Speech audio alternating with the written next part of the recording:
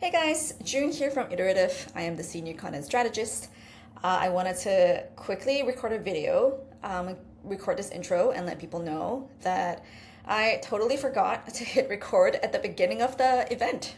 So this event recording is only, I think it was halfway through. But I do think that you're still going to get a lot of value. It was still a very good event, if I do say so myself. Um, I hope you guys enjoyed the video. If you are new here, you did not come for the event. This event is basically where founders come to the event with a startup idea, and our speakers, in this case, Sam and Elvin, they basically help the founders with their pitch. So I hope you guys enjoy the recording. There we go. Okay, next person is Sean Marcus Lee here. Hey, I'm here. Hey, go for it, Sean. Hey, Sam. Hey, Alvin. Thanks, guys. Nation. Okay, so Lunchbox is a smart restaurant operating system based out of Southeast Asia. Majority of small F&B outlets in the region are still pen and paper, and they need an easy-to-use, affordable, and relevant tools to help them digitalize. Drawing inspiration from the international fast food chains, we empower them, the owners, with these similar tools, from operational to payments to financial tools to better streamline their restaurants. 4 years in the making, and now we are at 3,000 outlets right now and growing. That's us, Lunchbox. Hey, Sean, maybe I'll start. I think one thing we try to do in these sessions is give like really our unfiltered thoughts, like the narrative that you don't like the that you don't hear, or the internal monologue that investors might have that you don't hear. And mine is, aren't there like 50 of these? Aren't there like a ton of companies that help restaurants with seat or table reservations, payments, ordering ahead, like all these management? Aren't there like 50 of these? Oh, there are dozens of these. I think what sets Lunchbox apart is that we're very comprehensive. We built everything from end to end. So the major tools from like what you mentioned, the reservations, the payments, the CRMs, the POS, self-ordering kiosks, we built the entire suite end to end.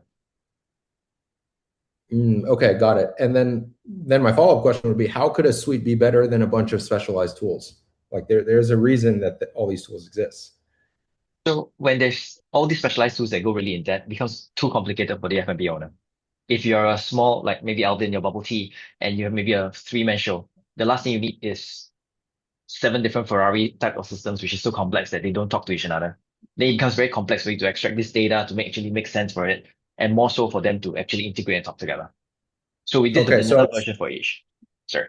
so I'm starting to hear a little bit here, Sean, that might be more interesting, which is you're saying there are best in class tools for that go really deep and have lots of capabilities, but that's a poor fit for some types of F&B businesses. So Yes, that's right. what types are those? So who's underserved here? So the international fast food chains are the ones that like the very specialized softwares that has like 2,000 different features that can customize to them. But anything below 100 outlets or so, they usually don't need anything like that. So it's literally a 90% of the F&B industry in Southeast Asia. I see, I see. Um, okay, so I think for me, Sam, do you have questions before? No, I've met Oh, Sean you met in, Sean in, before. in Okay. Singapore, so Oh. I've heard this before. What up? Sean, for me, something that's like the angle I would start to explore here is there is a unique problem to Southeast Asia in the F&B industry that global technology players, like people who build, or rather, I don't even use words like that are foggy, but like people who build software for restaurants don't understand. And it's that these businesses, it's extremely fragmented market. There's lots of mom and pop shops, there's lots of stalls and hawkers, and their ability to, there is inherent value in having a product suite. And this is something that people who build software for restaurants, building for Taco Bell and building for Michelin star restaurants, are not going to understand. And we build that specialized type of software that works well for this market and this situation. That's kind of where my head's going. with this is not to try to bite off the whole market, but to be very, very specific, because my initial reaction to the front is this is very, very general. And it's just kind of like easy to like tune out. Understand. Thank you, Alvin. I think one bit of feedback that I would give is that just tactically speaking, again, we talked, a lot of this is just, it's about salesmanship. And everybody kind of develops a style over time. Actually, I'm not really sure what Alvin's style is. Mine is like angry old man style, right? Like if you've watched the comedian Lewis Black, like that's the stuff that I channel. And so everybody will eventually kind of develop a style over time. One of the there's always some common concepts between the ways people pitch. So one of the things, again, that I like is something that sort of grabs people's attention. So, when we're pitching Square, there's this concept called line busting. I don't know if that is the same term in Southeast Asia or elsewhere. Line busting just means if you have a line, you got to like clear it as quickly as you can, right? But like, even that's cliche for people who are in the industry. It's something that investors like feel like they're privy to a new secret or some kind of new understanding of the world when you present things like, hey, let me give you an example of like an underserved merchant that our software is perfect for. We've designed this for them. It's actually, this workflow is more common than you think, and it really helps this massive problem in Southeast Asia because there's so many freaking people, and there's everybody wants the Michelin star Hawker Center food, and we help them bust that line, right? We just make that line disappear faster, which means fewer people drop out of that line, and that hawker makes more money or whatever, right? I think, again, sort of getting to that kind of storytelling is what will also help grab the attention as you tell kind of the rest of what you've built, right? Because for better or for worse, nobody wants to hear about your HR system. Nobody wants to hear about how you've designed your your accounting system. Like nobody wants to hear about accounting, right? So I really like that. I like this. I really like that. The idea of like kind of okay, I got a couple of thoughts from that. First is like teaching people new things is often an interesting, it's just going to be different for everybody, but it's an interesting way to spice up a bunch of boring topics. Like when people read pitch decks, investors read pitch decks, I think you can tell me if you have this experience, but if it says HR, if it says restaurant, F&B, if it says ads, like all these things, like vastly increase the chance that they just kind of turn their brain off and they're not really paying attention. You've actually lost their attention. So when you start with something that's like quite interesting, that's how you kind of get their attention. So line busting is a cool concept. I'm sure there are other things that about, like from working with your customers. But yeah, I think that's a great point. I'll find the hook for that though. So. Right. Thank Okay. you, Sean. Awesome. Thank you, Sean. Thanks, Sean. Moving on to Amit Kumar, if you're here. Yes, hi everyone, good morning. So we are building Grobio AI. So think like AI growth intelligence tools for marketers. So what we are helping is these days, every company is focusing more on the marketing because getting viralities and all. But they are juggling between the multiple tools to do a small task. And that's what we are building Grobio. It's a simple prompt-based ecosystems that you connect your socials, write a prompt, and they will execute on the behalf of you. So we already built it. We already built up 4 agents integrated with the most of the social medias, and we're working with a few of our private design partner on that context as well. So we eventually trying to help the companies to focus more on the strategy, and then we'll help with the last mile executions point of view. So that's what Grobio AI is all about. Just to be blunt on this, I don't understand what your company does from this description. I actually like really struggle. It has a lot of the fog words that we just talked about. So maybe a way to get into this is maybe you can give a couple of like very, very concrete examples of what your company sure. Yeah.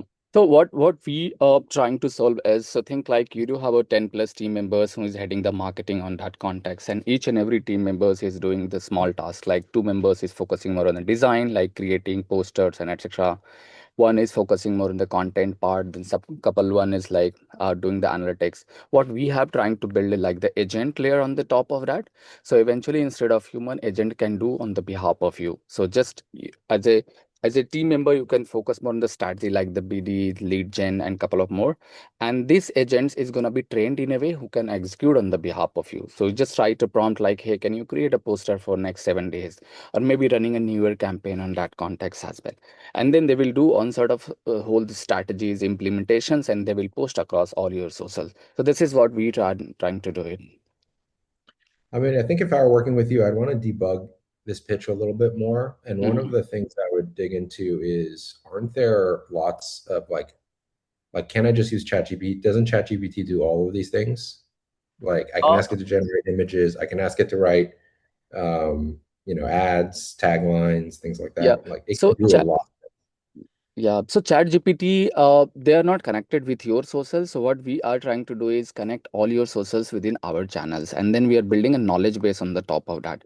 So how the knowledge base works is when you connected all your socials with Grobio AI, we'll ask all your brand assets, the keywords, competitors, understand to upload in knowledge base. So we trained our AI agents in a way so they can, talk more about your tone, your voice, and then it will gonna be execute on your socials as well. So this is the basic differentiator. The second mode that we have is the memory structure that we are building on the top of that. So I'll just give you basic examples. You hired one marketing managers today, and this marketing manager's left in next 6 months, maybe June he left it, right? So and then you hire again marketing one more marketing managers, and they just transfer your documentations, the campaign that they have done it. But the new marketing managers, they joining a company, they have to restart again because they don't have a context what's happened in the last 6 months. What we trying to help with the Grobio is they already have a context from the day zero, and they are keep learning from the RAG ecosystems and keep changing the day and day out, and then helping them to execute more faster, easier, and very optimal way, and the more very organized way kind of stuff as well. So you can save lots of time on the top of. Okay, so you're building an AI marketing manager. And this Right. AI marketing manager is connected to the various channels that you would be going towards. It Right. integrates like something like it integrates LLMs that help generate creatives Yeah. for your. Okay, got it. Got it. Okay. So the way I would refine this pitch is getting. I think you're a little bit in the weeds, and I think what you sort of wrote here, just at a high level, right? You've got like the venture capitalists like Iterative who are like, they're thought leaders, and they want to make they want to like put stakes in the ground and say like, this is the kind of stuff that's the future. This is what we're investing in. And then you have another set of venture capitalists who are like not as smart as Iterative, but they're like, Iterative is a bunch of smart people, so we're going to do our best to try to get into what they're doing. What you've written is a pitch for the dumb guys, right? Because they see these buzzwords and they're like, this must be awesome. I don't know, have a clue what you do, but I don't want to think about it because Iterative invested in it, right? So I want you to sort of think about the same way that you think about marketing your product.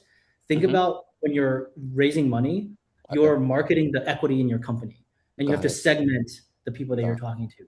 So in this case, I'm not even sure if this would necessarily work on that worst group of investor. I shouldn't call them worse, but the group of the follow-on investors may not even work with them. But like again, I don't know. I feel like a broken record at this point, but I always go back to kind of storytelling, and it's worthwhile to do a little bit of research on who you're talking to as well. So like, as an example, like, somebody has had a bunch of like issues with being a CMO and going to multiple places. Like, look, you don't need to have the pain in the ass of hiring marketing managers anymore. Right. We're your marketing manager, right? You only need to hire the senior people. They oversee usage of Grovio, and like, you've just eliminated a huge amount of cost for your company, a huge amount of uncertainty, a huge amount of overhead to try to get everybody on the same page and to get everybody to understand like statistics and what is statistically relevant about this channel and why this channel is in fact statistically underperforming versus this other channel, and how you like create a portfolio of channels and all this other stuff. You don't have to worry about that anymore. Yep. Just hire the senior people. They all understand this, and then the people executing and we'll be the team executing it, and we'll do it for cheaper and more and quicker, right, and more consistently. Yeah. Right. No, I think that's eventually the goal is, and really thankful to giving the whole insights on that context as well. So yeah, great. Okay. I mean, I Thank think you, Amit. even what Sam said when he just said you're an AI marketing manager, that's already better than what you have Right, here. right. Yeah. It already more clearly encapsulates what this is Yeah. than, you know, brand to execute overall marketing with, you know, it just kind of like run on. So like, Mhm. I don't think that's it, but it would be like optimized for clarity. And Okay. and I think that's where, you know, Yeah. that's already better. And then Right. sort of another sort of high level bit of advice is like one thing that is very good is to be very self-aware and be very intentional with like what it is that you're trying to achieve. So there are going to be moments in a pitch when your goal is to make yourself look like a badass. That's when you start talking about rags. That's when you start talking about, you know, like the different like methodologies for selecting training sets and all this other stuff. That's when you start like, you know, just reciting the formula for like standard deviation and like whatever, right? And then there are moments where you're trying to like let them know what it is that you're trying to do. And then there's going to be moments where your intent is to show them how companies can save or make a lot of money with my product, right? And how that translates into a big investment, right? Got it. So just be very intentional with that, and then you'll sort of, you know, start flowing into you know, describing with clarity versus starting to describe, you know, kind of how your infrastructure works, et cetera. All right. Before we Thanks. move on, I think a general, again, another kind of general piece of advice, like a really good fundraising advice that I've gotten before is imagine investors holding you by the scruff of your neck over a garbage can, and you have one sentence. The next sentence out of your mouth needs to make them think like, oh, I'm not going to drop this person into the garbage can. Because that's effectively what's actually happening. They've got like tons of pitch decks. They're looking for, if the next sentence out of your mouth isn't, wait, let me take them from over the garbage can and somewhere else, they're going to kind of drop you. If you stitch together, so then the next sentence also needs to do that. So if you stitch that together, that's kind of how you come, like put, or I think of putting a pitch together is like all the most interesting things that you can say to prevent them from dropping you into the garbage can. It's not about necessarily accurately describing yourself. And it's not necessarily true that your pitch needs to tell the whole story. And I think this one is difficult for us to pitch to you right now, back to you right now, because I don't actually see something that would be like that sentence. And I don't know your business well enough to find that, but I think that's what you need, maybe the direction to think about. Okay, thank you, Amit. We're at the last 9 minutes, guys. So we'll try our best to get to as many as we can. Is Anfam here? Yes, I'm here. Yeah, go for it. Okay. Hey, I am Anfam. I'm the founder of Meatless.ai, and we are the cursor for meetings. So distributed teams are drowning in coordinations, and recurrent sync meetings consumes hours. Decisions get lost across Slack and documents, and then follow through breaks. So execution slow down and knowledge disappears. So Meatless replaces those meetings with AI facilitated asynchronous decision workflows. It pulls context from the tools teams already using and generates decision ready brief, proposes options, and assign owners and next steps, and keep the artifact updated as new information arrives. So every workflow automatically becomes searchable institutional memory, a business brain with decisions, rationales, and action trails. So we are starting with a very narrow wedge, product managers and engineering sprint alignment for teams running weekly sprint planning and status ritual. So I am wrapping up our MVP, and we have about 10 teams lined up to want to try it. And we also had 3 paying customers. So I'm here to pressure test the pitch, and I'm looking forward to hear how you pitch it back. Thanks. Okay, I can start with one. I would skip saying cursor for meetings. That immediately confused me. Okay. because I'm a developer, and I Mhm. immediately start thinking about what cursor is, Mhm. and I don't understand, I don't understand how that works. I think there may be a better analogy that you could use Mhm. but for me that was like instantly confusing. So Nice. Makes sense. um, Okay. I don't Yes, know if that's that. my first time Um, is trying that. So yeah. okay. Okay, thanks. Okay, hang on. So I got to reread this Yeah. because I was thinking about that too long. Yeah. Well, I may have. So I'll ask you a question. What is the secret, AnFam, like to reducing meetings? There's a lot of claims here. It's a gigantic problem. It costs 259 billion for product teams, which I don't want to get into now, but it just feels Right. a bit Right. suspicious. But like, what is the secret sauce to reducing meetings? Okay. The What's your the insight secret around sauce is quite simple, right? Right now we meeting with people to agree on something, to get a consensus on something. And that's one way. Another way to do that is to tell AI that I want to get a consensus on an item, a problem. And then AI will reach out to all the participants, get their feedback, and get the alignment for you. So that's another way. So we changed from the synchronous meetings into asynchronous workflow. So that's the secret sauce. And besides that, once we have that done, the AI has the knowledge of whatever, like everything that goes on in the business, and it becomes a business brain. So in the future, we can revisit past decisions. Onboarding is like instant, so things like that. Those are the benefits. And fam, so as the founder of a company, you're supposed to be the subject matter expert of everything about this problem. And Yeah. my immediate reaction to this isn't Mhm. the reason meetings exist is because we don't know who is the decision maker. So there's kind of like there's like a live bargaining that happens in a lot of meetings around decisions. So you're saying what the problem you're solving is you're saying your insight is you reduce meetings by making decision making asynchronous. Mhm. But then my contention is that decision making can't be made asynchronous as easily, or the reason it can't be made asynchronous is not because everyone doesn't have all the information. So kind of like what you were saying is like, oh, we'll kind of pull context and put information together, but it doesn't actually solve the problem of like making it clear who the decision maker is. Feels like that's Okay. the main thing that happens in a meeting. Okay. So are you a coder? So if you Yeah. are, then what you're saying is essentially the same as you say, okay, I'm gonna write this program, and there's a bunch of files, and I don't know which file is gonna be the main one to make the decision, like make the actual algorithm works. That doesn't it's not really relevant, right? The point here is the whole thing work, and we as like at Meatless, we feed everyone the context, and then the decision come up naturally like a program. So everyone has the piece of it, and everyone do their work, and collectively the decision is solved and aligned.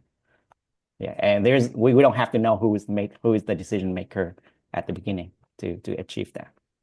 And fam, I think that just my opinion is that kind of misunderstands organizational dynamics a little bit, which Mm-hmm. is that a lot of kind of human nature is figuring out who is making the decision, or at least who gets to decide who gets to make the decision. But that's my initial reaction is that like I Thanks. don't fully understand the insight behind the product. Mm-hmm. How like what is the secret sauce of cutting meetings out of your schedule that Yeah. let's just say for product managers? How do you cut product managers meetings to zero? What's the Mm. secret sauce? And I think lacking that is where I'm kind of struggling to put together a pitch. And if I had Okay. that, then I think the pitch would be very easy. Okay, so I can fill that in for you. So for product manager, I think the common problem that they have is they have a PRD, the product requirement document, and then they have to sync it up with the tech lead, and then the tech lead will have question, and then they have to, explain it all over again. So it's a very common problem in like software teams, and it happens like 1 or 2 a week. But instead of the product manager have to explain to the tech lead, if the product manager has to work with the AI since the start, the AI agent has all the information needed to cover for the product managers and answer all the questions.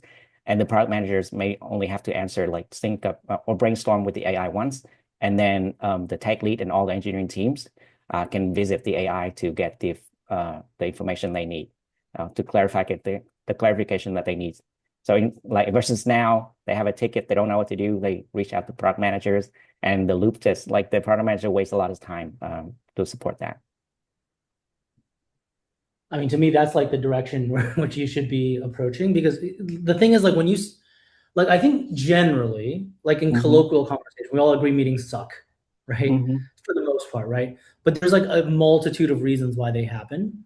What we care about is unnecessary meetings that accomplish nothing is bad, or, you know, like having meetings to accomplish tasks that could be done asynchronously, right? And so you run into this kind of thorny problem of a bunch of exceptions. And what you're trying to do is like not go into the weeds, like kind of what we are doing right now. And so it's almost, in a lot of ways, that's almost another argument for why it's better to approach a vertical. Like I want to be an AI product manager, right? Because part of it is like, I'll share some experience at Square. We had a lot of meetings because people wanted to see Jack Dorsey. He was famous, and they want to just hang with him because that made them feel important. Now that's a social dynamic thing that is like difficult to address purely with software. And I think that was kind of was Alvin's point, was like sort of the enterprise dynamic component, right? And like, you know, work with David Sachs. I'm sure people are lining up to have meetings with him unnecessarily, right? And so like there's dynamics like that happen. We had meetings because we had a guy named Keith Raboy who was like a known tyrant if you screw up in the meeting. And so people had meetings to prepare for his meeting, right? And like, so there's a bunch of things here where like, I think like generally we agree meetings are bad, but you do have to focus on a vertical to really address that well. And like your reputation of addressing those kinds of operational inefficiencies is like really where you start, you know, branching out into other ways to reduce meetings. And so, yeah, I really like that. You're saying there's like a lot of different causes for meeting bloat. Yes. And you can't address them all. And you don't actually have a way to, it's actually not what you do at all. Yeah. Like the thing where you have meetings to prepare for meetings, that has to do with like political culture within the company. What you're actually talking about, Anfam, I think is almost I feel like the red ray is around how like the PR, like the way products are spec'd and designed is broken. It just doesn't work to like PRD. The fundamental problem with PRDs is they can't encapsulate everything. You can't fully encapsulate and communicate everything that you want from a PRD to an engineer. If you could, then there wouldn't even be PRDs, right? Like the PM would just be writing code. So you cannot fully capture all the behavior. So the way we solved it is PMs and engineers spend a lot of time answering questions and resolving that. But now with AI, we actually can create like a common thing to query and understand intent and then resolve like small issues. I think that's like closer to it. It feels like more of a product management or like an AI native PRD or product spec system than it is anything to do with meetings. So at a high level, right, are you familiar with the term bike shedding? No, I've never heard of it. So when somebody talks about building a bike shed, everybody thinks they know how to build a bike shed because it seems simple, right? So that's the problem with tackling any problems, especially when you present to VCs, things like meetings. Everybody's been in a meeting. And so everybody thinks, you know, knows a subset of the larger problem, and you get mired into the weeds like kind of what we are. And again, your goal is to tell a cohesive story that's easy to agree with, right? And so again, that's another reason why, like, argument for these types of pitches to be very specific, vertical specific, because it's like your goal here is to like establish an insurmountable correct position, right? We're here to save the children. Who's going to disagree with you on that, right? Like we're right. So so again, this happens most commonly with like sort of bike shed like concepts, like a meeting, right? Like if you were talking about quantum cryptography, like nobody would have any arguments with you, right? Because nobody would understand it, right? But with meetings, so again, being a lot more specific, especially when you're having kind of this type of subject matter, will help a lot in a pitch. I like bike shedding a lot because it's actually relevant to We literally subject just as well, bike right? shedding. We Like just bike it's a shedding. verb So for yeah, so we could actually like you could even pitch from by saying this like, you could start. Do you know this term bike shedding? Bike shedding is everyone thinks they understand how to build the bike shed, but in practice they all look different. Mm. And this is the norm in product engineering teams. This is the reason we hire, EPD people in this structure, and they have this tripod structure. And it's something that actually can be resolved now because product context doesn't need to be sharded between 3 different people. It can actually be shared in place. I think that's like, you can get creative with the structure of your pitch, or just start your pitch with the Homer Simpson meme where like he's holding up a picture of a barbecue pit, and then he's like, it looks beautiful. Why doesn't mine look like that? And then behind it's just like a jumbled mess. Right. So like, if you started your pitch that way and then said like, well, this is what product PMs and engineers go through every day. This is what it's like to be an engineer at a big tech company. Then it starts to explain the actual problem and in a more creative way. I see. Thank you. That's a very useful feedback. I will definitely reuse some of that, like use some of that for sure. Thank you. Awesome. Okay. Thank you, Anfam. Okay, Yeah. guys, Sam and Alvin, we are over time. Do you guys want to choose just one last one, and then we will let people go?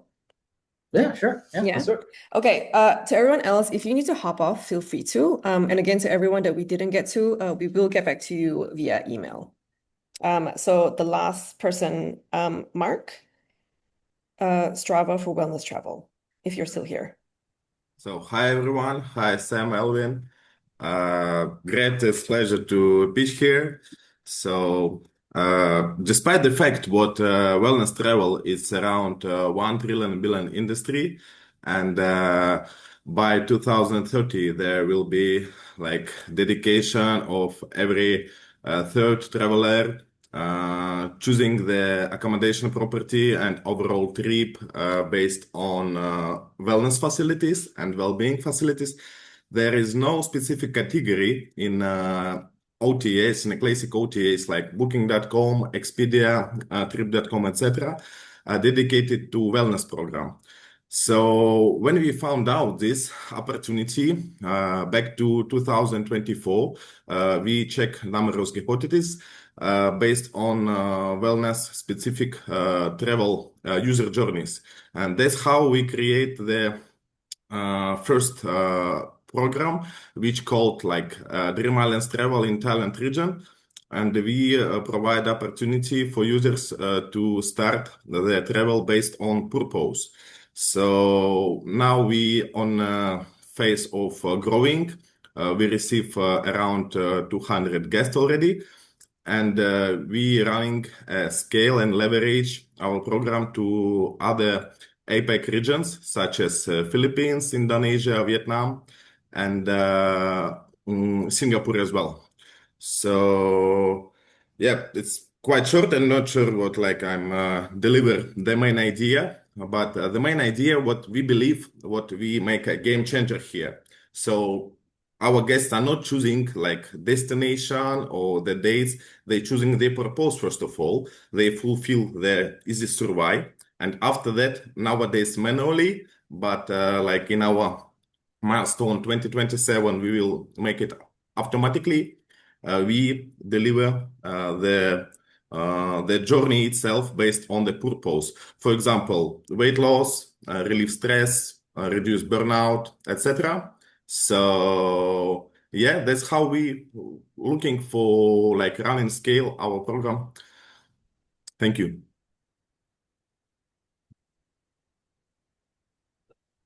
Mark, why do you think people why do you think people are going on these wellness travel? I'm not super familiar with this. What is a wellness trip? Why do people do them instead of doing stuff at home, going to the gym? Like, there's a trend here maybe I don't understand and I think is not quite coming through. Yeah. Thank you so for your question.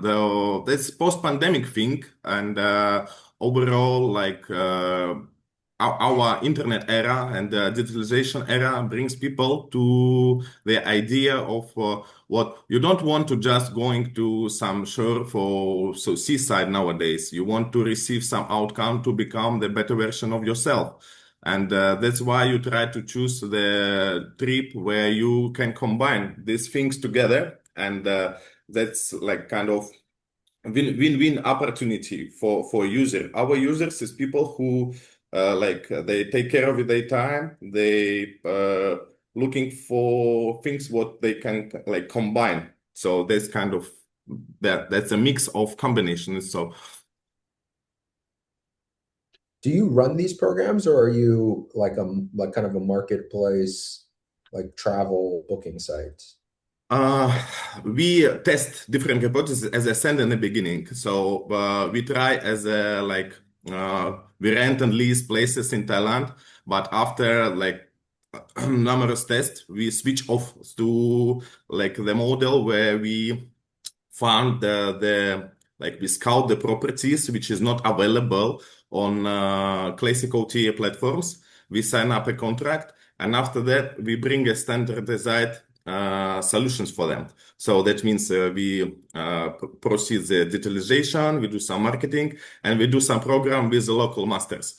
So one part of our principles, what we deep dive into local culture, and we find out the masters who meet our standards, and we put them on a program. So altogether, we bring additional long-term revenue to properties, and this additional cash flow stream for us. So if you talk about the business model, so we're searching for properties which is not available. We sign up a contract like agent commission, and add on to this, we put additional programs. So we improve their facility to their guests. What do you mean by masters? Are these like, is this like meditation? Is this kung fu? What are the what does that mean? Yeah, so we call like masters. They're people who provide some experiences for a guest, starting from classic like yoga teacher to meditation master or physical trainer or some kind of psychologist persons who can like help you to fix some issue with your, I don't know, business goal, let's say, whatever. It depends on the island, on the specific territory, because like from place to place, that depends on which people are commonly located there. So for our pilot market for Koh Samui, that's meditation, because Thailand is like Buddhism first country. Yeah? So a lot of people love meditate, and nowadays meditation is popular among all over the world for opportunity to get you more in conscious state of mind and more focused. Yeah? Your questions on this? And are you actually like Strava? Like, are you also tracking their health progress? What we do now, we put these things manually. So people, overall, we have more than 200 guests for current moment who travel with us, and people fulfill the easy survive. And after the program, they fulfill it again. And also we have opportunity for in Koh Samui for check it with medical in a clinic. So we have a clinic on site. So we measure the results, and after that we send manually, again nowadays manually, we send the recommendations, or some of our masters, they attached to their guest, so they send the program. It could be diet, or could be some specific itinerary of the day, things like that. But we believe when we scale to 5 markets, and it's on our roadmap in this quarter, we establish venture in Singapore and open 5 new locations. So we will collect data for all locations, and after that we mix. So it kind of ranking model. Every time we fulfill this, we deliver the property, and data is encrypted. It's important what we like. We build a stack on Linux, and the data what we send to properties that's encrypted, so they don't know which guest they receiving information for. And for our users, it's personal information. So when I fulfill this survive for first, and I finish it. After that, our system become more clever, and we send for the next guest the more improved data. That's how it works. Okay. One recommendation: do not talk about Linux unless you're directly pitching Linus Torvalds. Oh, sorry. No, it's okay. It's okay. I like I use Arch, by the way, so it's fine. But okay, I think I have do you have any more questions before I start? No, go ahead. Okay, so a couple of things. I think there's a missed opportunity to talk about the fitness group. Like, I don't know, like, do you do high rocks? Are you a fitness buff? Like, the fitness community is insane, right? Definitely. I'm not that fit, but I've like peripherally been a part of the fitness community. I was a big cycler for a while. I bought a Pinarello like bike, which is just an absurdly expensive bike, and I'm slow as hell. And you just see the kind of physical accomplishments by the people within the fitness community. And like, I think there's a missed opportunity to tell a story about like how intense this wellness sort of market is, right? And I think like the thing that I've never seen is something about wellness travel. So like that's almost like you almost have like a free card to introduce, like, hey, you know, sometimes Brock go hard, but sometimes Brock go to Koh Samui and meditates, right? And you have an opportunity to tell this kind of like funky story about this like this meathead, but sometimes he's got to, you know, Brock has to chill sometimes too, right? And you know, chilling doesn't mean just eating ice cream and like laying around. It means wellness. And you know, I think like it's I mean, to me, again, I'm not a big fitness investor, so I don't know the market, but like to me, that in itself sounds like kind of a unique story and hook for you to like bring investors in. I don't know. I 100% agree. I think this is one where the